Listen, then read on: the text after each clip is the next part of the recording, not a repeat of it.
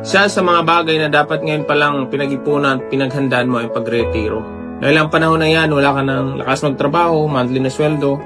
Maring iniisip mo ang mga anak mo mag-alaga sa'yo. Maganda yan pero hindi 100% sigurado kasi magkaroon din yan ng sariling pamilya na maging priority nila. Nakakalungkot isipin na mahigit 1 milyong matatandang Pilipino inabandona ng kanilang anak.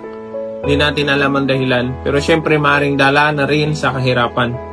Dahil sa patuloy na pagtaas ng presyo ng bilihin, maring ang kanilang sweldo ay hindi na sapat para magbigay pa sa'yo. Kaya mahirap umasa sa anak o sa gobyerno na iniisip mo sa pensyon mo sapat na to. Sa pagkain pa lang na 50 pesos per meal sa turo-turo sa loob ng 20 years, kulang pa 1 milyon mo. Ngayon pa lang i-build mo na ito para financially, you will be free. Mag-create ka ng passive income through investment dahil dyan mo kukunin ang pera na araw-araw mong panggastos.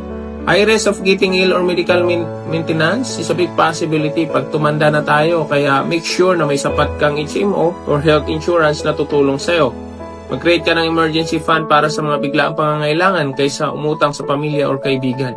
Kaya habang bata pa, may trabaho, sweldo, mag-umpisa ka na para makapag-retiro ng maaga, may pera na nagtatrabaho sa'yo kaysa umasa sa ibang tao.